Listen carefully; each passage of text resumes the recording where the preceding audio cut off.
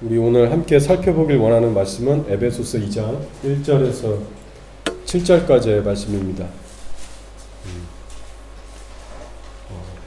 예수를 믿기 전과 후의 삶은 달라야 한다라는 말씀으로 우리가 나눌 거예요. 우리 이는 그리스도 예수 안에서 우리에게 자비하심으로써 그 은혜의 지극히 풍성함을 오는 여러 세대에 나타내려 하심이라. 아멘. 여러분, 우리가 정말 예수님을 믿어서 성령을 받은 자가 됐다면 그 증거를 우리가 확실히 알 수 있어야 됩니다. 사도 바울은 우리들에게 얘기하기를 너희 스스로 정말 그 믿음에 있는가 시험하고 확증하라고 했어요. 너희 안에 예수 그리스도가 진짜 살아 계신지, 그것을 남이 대신 해주는 게 아니라, 예를 들어 목사님이나 어떤 믿음 좋은 지체가 너 구원 받았지, 너 괜찮아, 잘하고 있어, 이런 식으로 확증을 받지 말고 너희 스스로 시험하고 확증하라고 얘기하고 있어요. 왜 너 스스로 그것을 하라고 바울이 얘기하냐면, 구원은 예수님과 나 1대1의 관계이기 때문에 그렇습니다. 구원은 1대1이죠. 남이 나를 위해서 구원을 받아줄 수가 없어요. 그렇기 때문에 우리가 가장 생명을 다하고 최선을 다해서 해야 될 일은 무엇보다도 내 자신을 돌아보는 일입니다. 예수님이 정말 내 안에 계신가? 나 지금 죽으면 정말 천국 갈 수 있는가?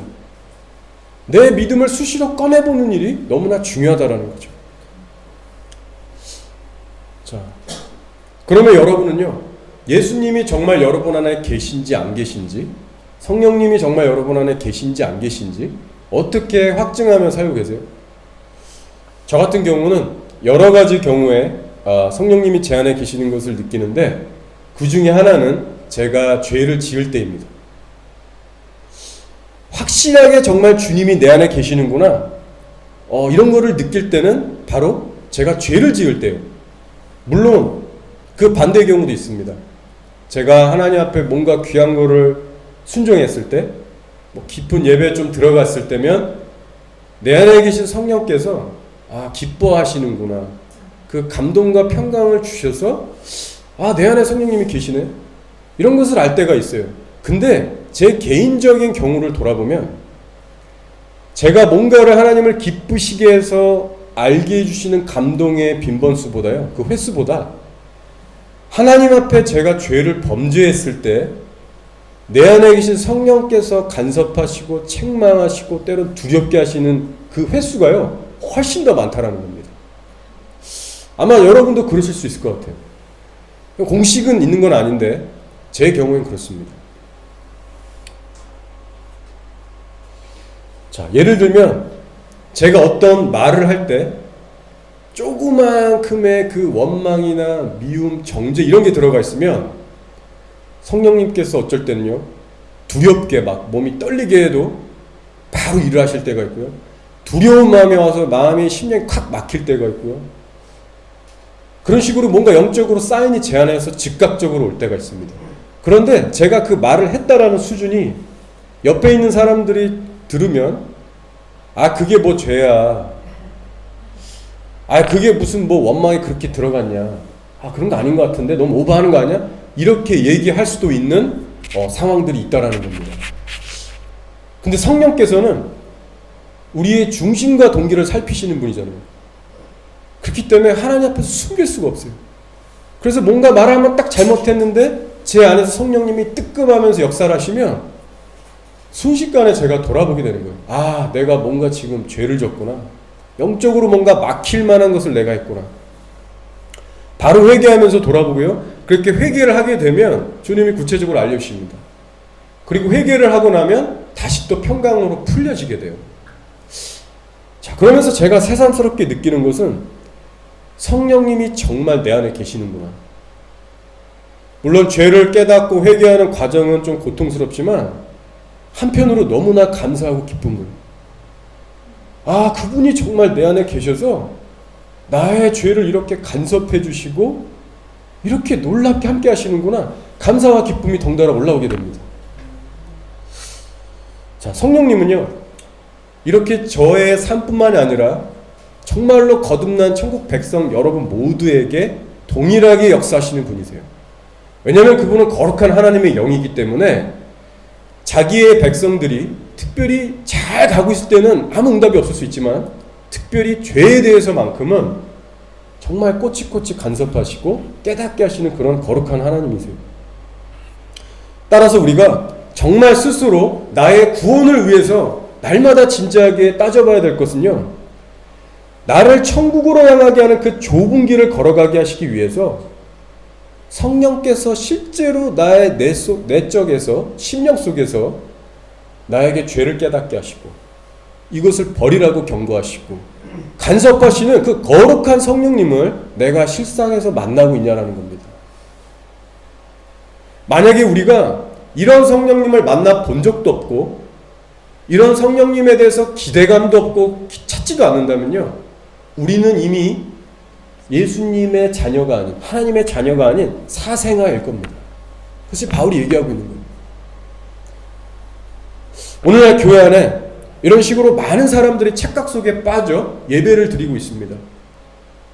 그것이 무엇이냐면 우리가 이렇게 주일에 예배당에 모여서 예배를 드립니다. 많은 사람들이 모이는데 우리 여기는 얼마 없지만 각 교회를 살펴보시면 믿지 않는 사람들도 거기에 많이 껴 있습니다. 자, 그런데 영적 원리는 뭐냐면요, 하나님께서 그곳에서 예배드리는 신실한 주님의 자녀들 때문에 평강과 은혜, 감동, 이런 은혜를 주실 때가 있어요. 그럼 우리 사람은 영적인 동물로 지음받았기 때문에요, 하나님의 은혜가 그곳에 임하면 간접적으로 영향을 받게 됩니다. 그래서 전혀 구원받지도 않고 성령도 없는 사람들이 여기 오니까 뭔가 따스하고 평강이 있네, 뭔가 하나님의 사랑이 느껴지네, 간접적으로 은혜를 받게 된다는 겁니다.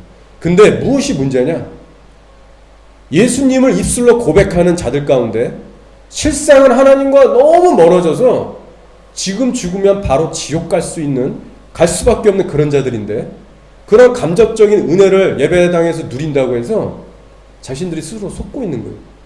내 안에 진짜 예수님 계시지, 나 정말 잘하고 있지, 성령님은 나와 함께 하시오.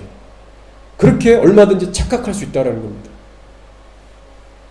또 마찬가지로 성령은 없어서 거듭나지 못한 사람일지라도 얼마든지 하나님이요, 그 사람을 회개케 하고 올바른 길로 이끌기 위해서 꿈과 영적인 환상과 계시로 주님께서는 얼마든지 역사하실 수 있다는 겁니다. 자, 그러나 우리 구원의 여정에 있어서요, 절대로 내가 천국 갈 수 있나 없나, 이 구원의 확신을 나의 느낌이나 체험이나 근거 없는 확신에 두면 절대로 안 된다는 것입니다. 오늘 에베소서 말씀을 통해서 사도 바울이 우리들에게 던지고 있는 메시지는 분명해요. 그것이 뭐냐, 사람이 예수를 믿기 전과 믿고 난 후에는 완전히 달라진다라는 내용을 지금 말하고 있어요. 우리 1, 2절을 다 같이 한번 읽어보겠습니다. 자, 그는 허물과 죄로 죽었던 너희를 살리셨도다. 그때 너희는 그 가운데서 행하여 이 세상 풍조를 따르고 공중의 권세 잡은 자를 따랐으니 곧 지금 불순종의 아들들 가운데서 역사하는 영이라 라고 했어요. 자, 이 말씀은요, 예수를 믿지 않은 모든 이 세상 사람들에 관한 상태에 대해서 얘기하고 있습니다. 부자건 가난한 자건 예수의 영이 그 안에 없으면 무조건 모든 인간은 세상의 가치관, 세상의 문화대로 살아갈 수밖에 없어요. 다른 말로 하면 내 육체가 원하는 대로, 내 육체 속에 있는 마음과 생각이 원하는 대로만 따라가며 살게끔 돼 있습니다. 그리고 그게 죄인 줄 모르고 살아가요. 그리고 전부 다 지옥으로 지금 떨어지게 되는 겁니다. 오늘날 우리 인터넷 문화가 발달하면서 우리가 핸드폰 시계 다 하나씩 앱으로 있는 게 뭐죠? 유튜브입니다. 유튜브의 인기가 너무나 인기가 치솟고 있어요. 그래서 신문을 보니까 하루에 10억 시간을 온 지구촌의 사람들이 하루에 10억 시간 동안 이거를 본대요. 그리고 하루가 아니죠. 1분마다 400시간 정도의 분량의 동영상이 업로드가 된다고 합니다. 그러니까 이게 엄청난 세계인 거예요. 그래서 오늘날 한국도 보면 수많은 초등학생들이 꿈이 뭐냐? 유명한 유튜버가 되는 거예요. 그래서 돈도 벌고 유명해지고, 심지어는 우리 직장 어른분들도 다 때려치고 자기 뭔가 이제 해보겠다고 전문 유튜버가 되기도 합니다. 전 세계에서 일어나는 거예요. 그래서 유명해지면 유튜브 회사에서 돈을 주거든요. 그래서 막 혈안이 돼가지고 그렇게 맨날 카메라 들고 돌아다닙니다. 자, 근데 우리가 예수를 믿는 자들로서 이 유튜브를 정말 조심히 봐야 됩니다. 제가 한번 조사를 해보니까요, 유튜브에서 정말 가장 영향력 있는 원에서 탑 10, 이 리스트를 제가 봤는데, 기사에 나와서 1위가 여러분 뭔지 아세요? 음악이에요. 음악. 물론 우리 CCM이나 크리스찬 음악도 좀 있지만 여기서 말하는 음악은 그런 게 아니라 지극히 세상적인 음악입니다. 1위가 음악이고요, 2위가 게임이에요. 그리고 10위까지 쭉 살펴보면 영화, 스포츠, 뭐 게임, 뭐 다 이런 겁니다. 그리고 그 외에 먹방이라고 하죠. 먹는 방송. 그리고 이성들하고 뭐 이렇게 막 하는 그런 약간 자극적이고 음란한 것들. 그런 것들이요, 전부 다 유튜브에서 지금 뜨고 있다라는 것들이. 지극히 육신적이고요, 이 땅에 속한 것들로 가득 차 있습니다. 그래서 저도 예전에 우연히 제 그 채널에 이제 뜨는 영상이 있었어요. 먹방에 관한 거였습니다. 외국 영상이었는데, 이 사람 특이한 것은 이 요리사의 얼굴이 안 나와요. 항상 보여도 이 턱까지만 보이고, 손, 뭐 만드는 손, 막 팔 이런 것만 보여요. 그리고 항상 뭐 아시나 보네요. 이런 그 산 같은 좋은 환경 있는 데 가서 모닥불 피는 것부터 보여줘요. 그리고 거기서 음식하는 장면을 보여주는데 다른 소리 아무것도 안 들립니다. 예를 들어 양파 써는 소리, 사각사각. 그리고 물이 끓으면 물이 막 보글보글 끓는 소리, 뭐 탁탁탁 써는 소리, 아무 소리 그 외에도 안 나요. 그러니까 이게 사람이 완전 집중하게 되는 거예요. 아, 이 사람이 뭔가를 만드는구나. 그리고요, 그 카메라의 퀄리티가 너무 좋아가지고 색감이 너무 화려한 거예요. 딱 봐도 아, 이거 너무 전문가 수준이고 너무 정성스럽게 이걸 했구나 알 수 있어요. 그래서 보면은 빨려 들어갑니다. 어쩔 땐 스테이크를 굽는 거를 이렇게 해주고, 어쩔 땐 파스타를 만들고 여러 가지를 막 하는데, 마지막에 이거를 다 만들고 난 다음에 요리를 완성하잖아요. 그러면 이거를 딱 입에 갖다 대요. 근데 얼굴은 안 보여줘요. 그리고 이거를 우적우적 먹는 그 쩝쩝쩝 이 소리가 나면서 영상 다 끝나요. 그러면서 또 다른 거 클릭하라고 이렇게 나오고, 그러면서 댓글들이요 엄청나게 달리고 조회수가 수백만이에요. 제가 봤던 분이, 그 사람 정말 유명한 사람이었나요. 수백만의 팔로워들이요 정말 엄청납니다. 자, 이것이 오늘날 유행하는 대중문화의 한 부분인 거예요. 그래서 제가 우연히 이걸 알게 돼서 한 몇 번 봤습니다. 한 3-4번 봤나? 한 5번 그 위아래로 봤어요. 정신없이 그냥 막 보고 있었거든요. 근데 그 순간 성령님이 제 안에서 책망을 하시면서, 아, 이게 진짜 성령님이 싫어하는구나 팍 올라오는 거예요. 그냥 먹을 거잖아요. 뭐 제가 그거 보면서 뭐 욕했어요? 아니면 뭐 그런 거 아니잖아요. 근데 제 안에 계신 성령님께서 부담을 주시면서 아예 막으시더라고요. 그래서 제가 기도해 보니까 뻔한 거더라고요. 제가 이걸 보는데 필요 이상인 식욕과 탐심이 내 안에 올라오는 거예요. 근데 그거를 하나님께서 되게 역겨워하십니다.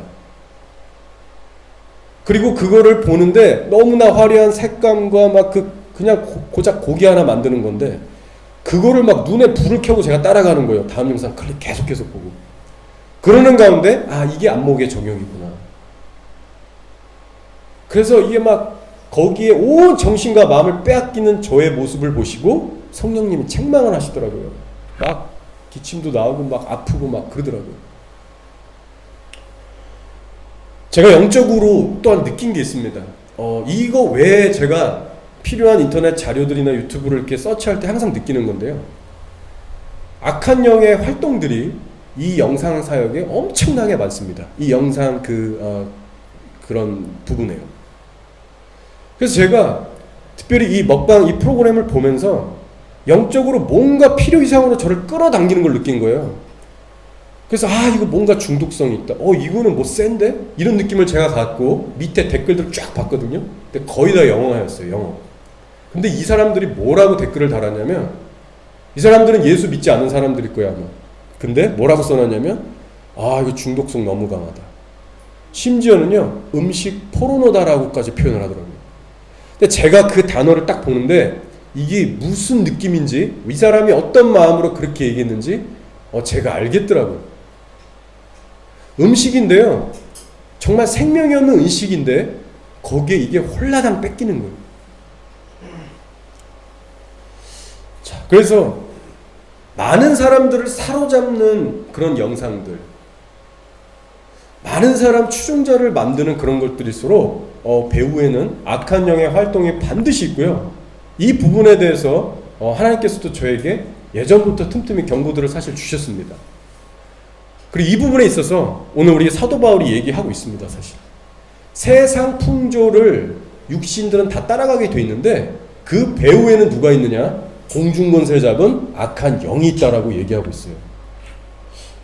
그래서 저도 탁 끊고 그 유튜브 보시면 관심 없으면 이렇게 딱 클릭하는 게 있거든요. 그래서 그렇게 딱 처리하고 이제 넘어가는데 가끔씩 또 이게 랜덤하게 뜰 때가 있어요. 순간 또 팍 보고 싶지만 다시 또 가려버리고, 이런 식으로 원치 않는 것들을 제끼면서 그렇게 관리를 하고 있습니다. 자, 근데 이런 먹방 영상 외에 허망한 웃음을 주는 쇼들, 그리고 집을 내놓고 수리하는 집 매매들, 부동산에 관한 것도 엄청나게 많거든요. 그리고 뭐 결혼식에 관한 것들, 뭐 자극적인 뭐 폭력적인 것, 노래들, 전부 다 이런 것들이 유튜브 안에 가득 차 있습니다. 제가 왜 지금 이 시간 유튜브 얘기를 굳이 하냐면요, 오늘날 지구촌의 온 민족들이 무엇을 정말 가장 열광하면서 미쳐 살고 있는가, 이것을 적나라하게 보여주는 것이 유튜브이기 때문에 그래요.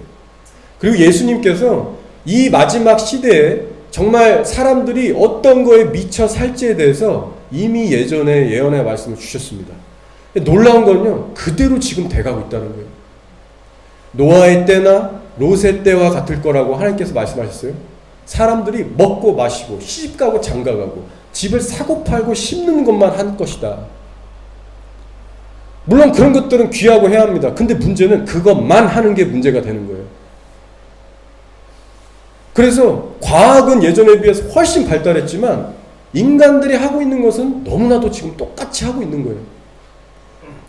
그럼 여러분 보세요. 노아의 때 노아의 식구 8명 외에는 모든 인류가 다 지옥 갔습니다. 롯의 때도 롯과 아내와 2딸 외에는요, 그 소돔 시에 다 망했어요. 롯의 때와 같고 노아의 때와 같다는 하나님의 말씀은요, 마지막 때도 믿음 있는 자를 너희가 보겠느냐, 내가 올 때 구원을 얻을 자가極히 적다라는 말입니다.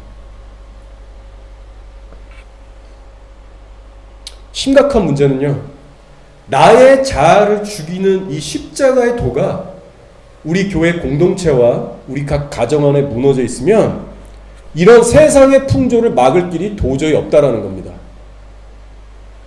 빌립보서 3장 18절 19절에 사도 바울이 가슴치고 울면서 이런 얘기를 교회들에게 했어요. 내가 여러 번 너희에게 말하였거니와 이제도 눈물을 흘리며 말하노니 여러 사람들이 그리스도의 십자가의 원수로 행하느니라. 지금 이 바울이 눈물을 흘리면서 여러 사람들이, 적지 않은, 결코 적지 않은 많은 사람들이 그리스도 십자가의 원수로 행한다라고 했는데요, 이 대상은 바로 크리스찬들을 얘기하는 겁니다. 예수를 한 번도 믿은 적이 없는 세상 사람들을 향해서 바울이 지금 눈물을 흘리는 게 아니라요, 교인들에게 주는 거예요. 그런 사람들이 너무나 많다, 내 주변에. 그러면서 이렇게 얘기하죠. 그들의 마침은 멸망이요, 그들의 신은 배요. 그 영광은 그들의 부끄러움에 있고 땅의 일을 생각하는지라. 따라서 너희 성도들아, 땅의 일을 생각하지 말아라. 육신의 일을 도모하지 말아라. 그것이 바로 예수 그리스도의 원수로 사는 삶이다. 여러분, 우리가 얼마든지 이렇게 교회 나와서 예배드리고 하나님을 섬길 수 있지만요, 결국 우리가 육신을 따라가고 성령을 따라가지 않으면 우리는 십자가의 원수로 사는 사람들이 됩니다. 제가 아는 한 오클랜드 여기에 사는 어떤 그 동생이 있습니다. 정말 수년 만에 오랜만에 제가 만났어요. 사실 이번 제가 얼마 전에 있었던 오늘이 비전 집회를 통해서 제가 만나게 됐는데 이 친구가 가끔 예수를 교회도 나오고 나름 예수를 믿는다라고 하는 친구였어요. 근데 이제 제가 저를 만나서 이제 있는 그대로 복음 전하고 주여 한다고 천국 가는 게 아니다. 십자가를 메고 좁은 길을 걸어가야 된다. 그 심판대에 대해서 설명을 해주고 했어요. 그래서 이 친구가 이제 알아요. 아, 정말 주여 한다고 천국 가는 거 아니구나. 진짜 십자가가 그거구나. 그래서 회개를 하고 무릎 꿇고 기도도 하고, 그리고 그 이전부터 하나님께서 이 친구를 만지셨기 때문에 이 삶에서 버려야 될 죄악들에 대해서 구체적으로 알려주신 것들이 있더라고요. 본인도 알고 있더라고요. 그리고 그것에 대해서 자기도 계속 이렇게 노력을 했지만 넘어지고 이래서 계속 그러고 있는 상태였습니다.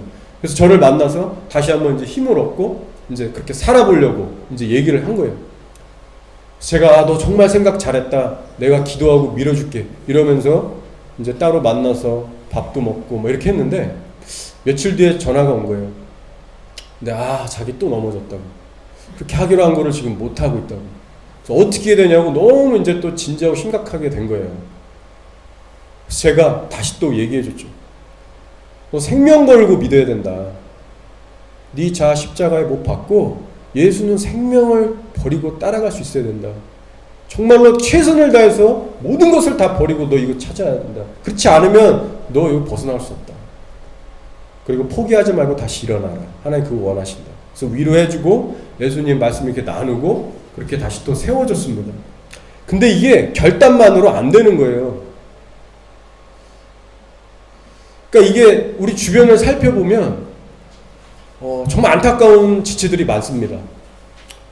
그들이 진짜 예수님을 믿고 거듭났든 아니든 그건 우리가 다 알 수 없지만 어쨌든 이렇게 죄를 이겨보려고 하는 사람들이 정말 많은데 또 그게 너무나 또 쉽지 않기 때문에 너무나도 좌절하고 낙심하고 무너져 있는 사람들이 너무나 주변에 많아요.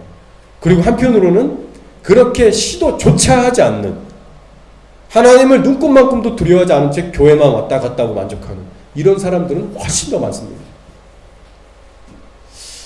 다 그래서 이런 것들이 기도 제목이에요.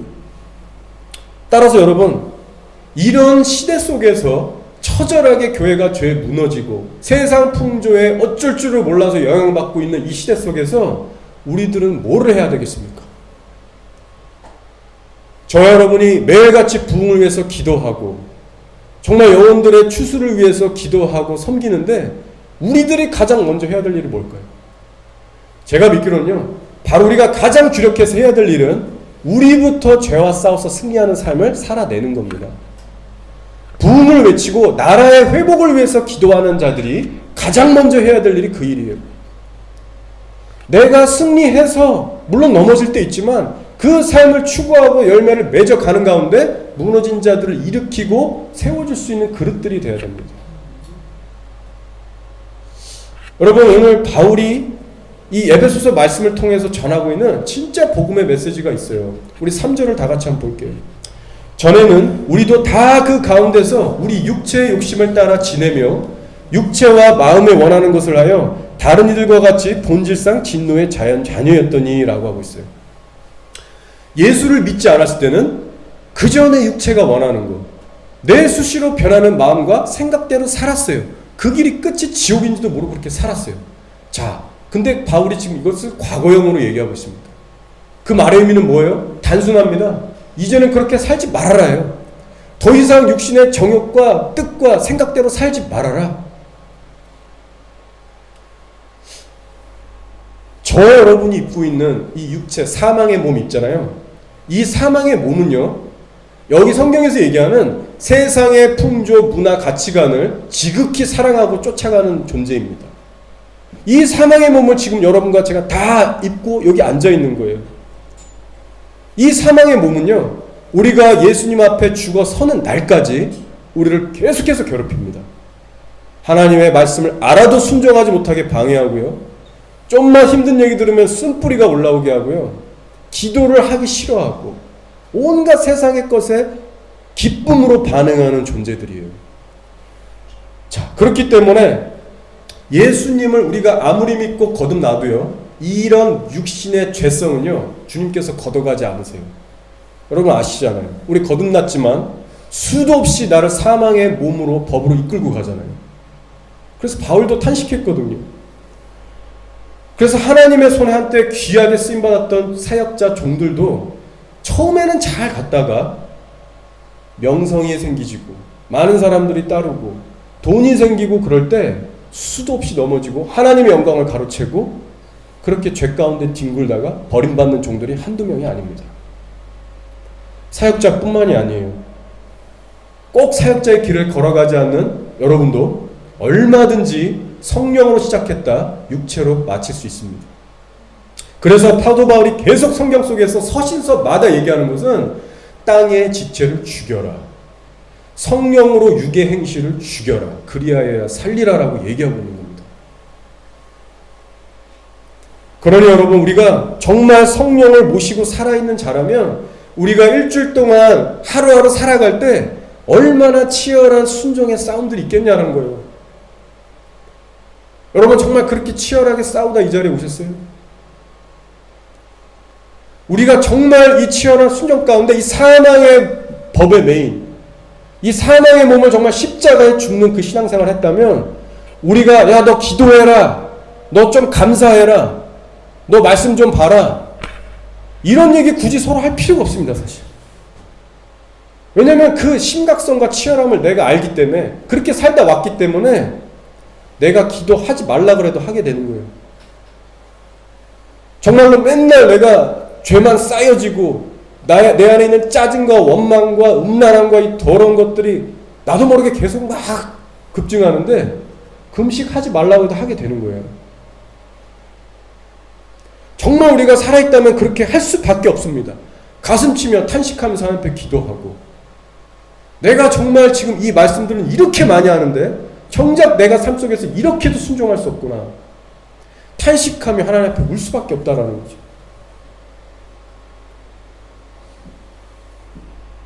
그래서 제가 여러분들을 위해 기도할 때도 제 자신을 위해서도 그렇고요, 딱 저는요 이거 하나 가장 주력해서 기도합니다. 우리 성도님들이 한 명 한 명 다 좁은 문 좁은 길을 거쳐서 하나님 앞에 넉넉히 천국 가는 자들이 되게 하여 주십시오. 그것이 가장 중요한 기도 제목입니다. 이거 하지 않는데, 이것이 지금 제대로 되고 있지 않은데 다른 것들을 할 여유가 없는 겁니다. 지금 뉴질랜드 교회들에도요 이 부분이 지금 가장 회복돼야 될 거예요. 교회 안에 하나님께서 지금 임하시면 지옥 갈 사람들이 반 이상이 넘어갈 겁니다. 지금 교계의 현실이 이런데 우리 다른 거 할 수 있는 여유가 없습니다. 자, 하나님께서 가장 신속하고 빠르게 응답하시는 기도 제목이 있어요. 제 개인적으로는 그런데 아마 저뿐만이 아닐 겁니다. 그것이 뭐냐면 나의 자아를 깨트려 달라는 기도예요. 단순히 하나님 내가 순종할 수 있게 해주세요라는 기도가 아닙니다. 이게 좀 달라요. 다 귀한 기도 제목인데요, 여러분 제가 예전에 야곱의 현도뼈도 얘기하면서 자아를 깨트리는 것이 하나님 앞에 자아가 깨트려지는 복이 진짜 큰 복이라고 나눈 적이 있습니다. 근데 저는요 이 기도를 의식적으로 의지적으로 하나님 앞에 드리는 훈련 속에 있습니다. 단순히 순종하게 해주세요라기보다, 왜냐면요 순종은 내가 아는 만큼 또 이렇게 할 수 있는데요, 자아가 깨지는 거는요 다른 영역입니다. 여러분들이 아무리 하나님 앞에 잘 살고 있어도 자아가 건드려지는 수준의 어떤 그런 일들이 삶 속에서 계속 일어나지 않으면요 여러분 타성해질 수 있어요. 자기의 의로 빠질 수 있습니다. 교만해질 수 있습니다. 하나님이 이 기도를 되게 기뻐하신다는 것을 저는 제 체험 간증으로 알아요. 근데 이 기도하기가 두려워요. 왜냐면 여러분 마치 우리가 수련회나 부흥회 때 은혜를 받고 집에 돌아가면 사단이 반드시 역공하잖아요. 서로 짜증나게 하고 싸우게 해서 험한 말해서 은혜 다 쏟게 하잖아요. 그래서 우리 어느 정도 깨어있으면 이 패턴 알면 집에 돌아갈 때도 이렇게 좀 절제하면서 가잖아요. 마치 그런 것 같아요. 하나님 앞에 자아를 깨트려 달라고 기도를 하잖아요. 그럼 저는 긴장합니다. 그리고 항상 이런 자아를 깨트려지는 일은 내 가까운 가족, 주변 사람들을 통해서 일어나요. 거의 대부분 그렇습니다. 아니면 세상 나가서 뭐 험하게 이렇게 대우를 받다거나. 그렇기 때문에 마찬가지로 긴장해서 살피게 됩니다. 근데 어김없이 정말 며칠, 일주일 안에 와요. 이게 뭐 한 달, 1년 뒤에 오는 게 아니라 기도응답 바로 빨리 옵니다. 그래서 제가 항상 기도하는 것은요, 하나님, 그렇다면 하나님은 분명히 나의 이 기도 제목에 응답하셔서 내 주변의 사람들을 통해서 나를 치실 텐데, 별의별 생각 다 하는 거예요. 그럼 그 사람들 하나님 통로로 사용됐지만 저 사람 죄 짓는다면 하나님 그거 용서해 주십시오. 막 이런 기도도 때로 하고요. 웃기지만. 그리고 가장 주력해서 제가 기도하는 건요,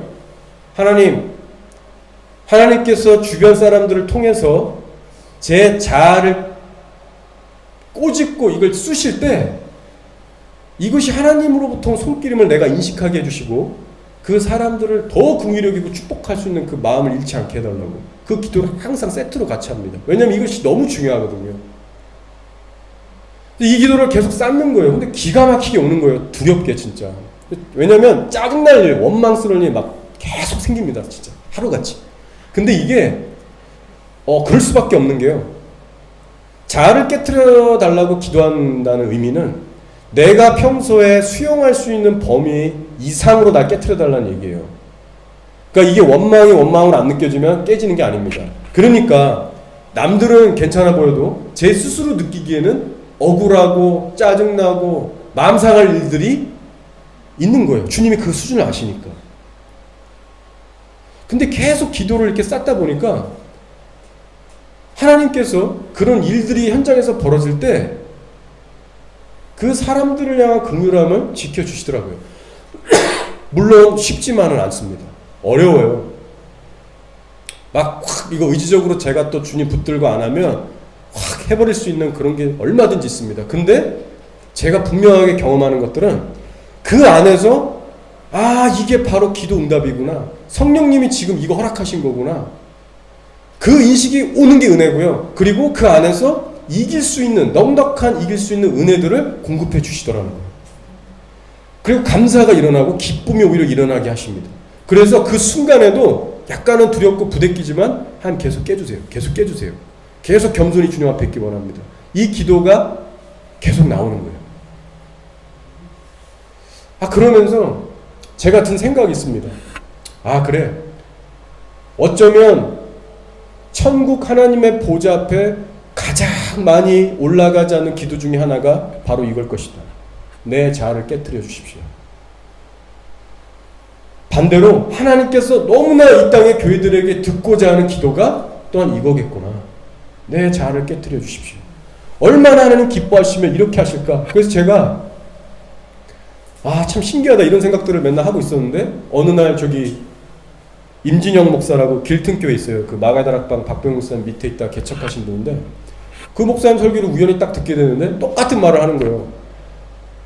내 자아를 깨트려 달라고 기도 이거 하면 하나님 너무나 순식간에 응답하신다고. 제가 참 위로를 얻었습니다. 여러분도 한번 그 기도를 해보세요. 단순히 내가 순종하기 원합니다, 이거 말고 여러분의 자아가 얼마나 하나님 앞에 시퍼렇게 살아있고 죽일 놈인지, 얼마나 내가 되먹지 못한 사람인지를 깨닫는 그 통로가 자아를 깨트려주는 겁니다. 내가 하나님 앞에 최소한 내가 알고 있는 것을 순종할지라도 그 일이 일어납니다. 같이 가는 거예요. 순종해서 하는 거예요.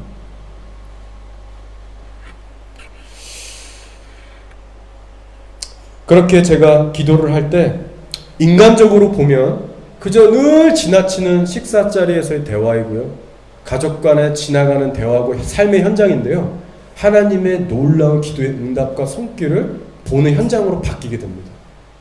너무나도 작은 세팅 속에서 저는 살고 있어요. 맨날 만난 사람이 노숙자고, 그리고 여러분 일주일에 이렇게 만나서 예배드리고. 근데 이 조그만 세팅인데요, 하나님께서는 놀랍게 역사하고 계세요. 그리고 이런 실제 다름의 손길들을 통해서 주님이 뭐를 가장 기뻐하시는가, 어떤 기도들이 우리가 하나님 앞에 드려야 될 우선순위의 기도 제목들인가, 이것을 체험하게 됩니다. 그 일은 다른 게 아니라 성령 안에서 예수 그리스도의 성품으로 우리를 닮아가게 하시는 일이에요. 이것을요, 사도들이 각 장에서 얘기합니다. 우리가 부흥을 외치기 전에, 우리가 나와서 이렇게 예배 드리기 이전에 하나님은 우리의 성품을 다루기 원하시고요, 내적인 성화를 이뤄가기를 원하고 계십니다. 근데 그 일이 제가 해보니까 너무 부족하지만 끊임없이 내 자아를 죽이고 죄와 싸우는 과정 가운데서만 조금씩 열매를 맺게 되더라고요. 자, 말씀을 마치겠습니다. 하나님은요, 우리를 너무나 사랑하시기 때문에, 우리를 포기하고 싶지 않기 때문에 예수님을 이 땅에 보내주셨어요. 그래서 오늘 말씀에 뭐라고 하죠?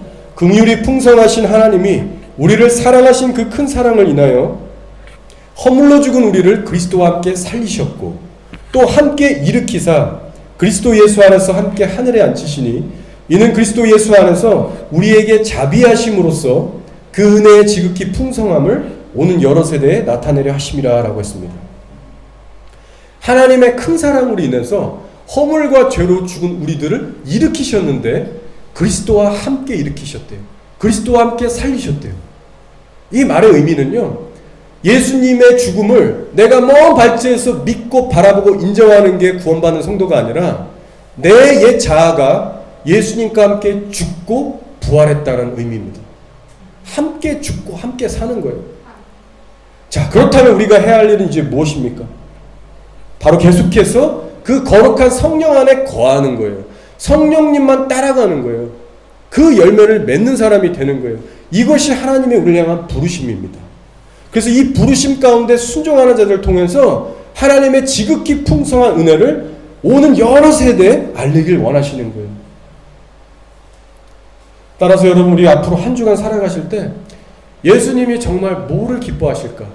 그것을 매 순간순간 놓치지 마시고 생명을 다해서 순종하고 다시 이곳에 승리해서 보이는 저 여러분이 되기를 예수님으로 축원합니다. 아멘.